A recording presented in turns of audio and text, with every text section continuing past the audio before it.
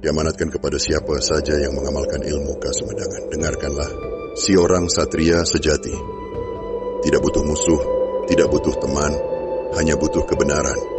Patokan ajaran Kasumedangan yang terutama adalah sopan santun, hormat, menuruti perilaku satria, menggunakan kearifan, kebijaksanaan, menjauhi keangkuhan dan takabur, dan tidak sombong karena merasa diri pandai.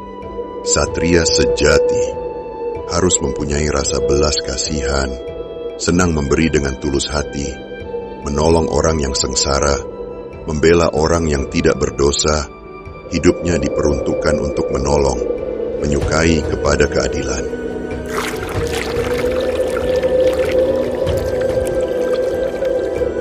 Satria sejati, dia harus teguh memegang janjinya, tidak berbicara bohong, tidak pernah ingkar janji.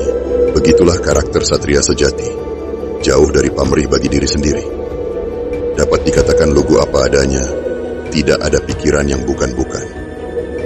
Perkataan dan hati sungguh-sungguh terbuka, tidak menyembunyikan sesuatu, tidak menginginkan senang sendiri.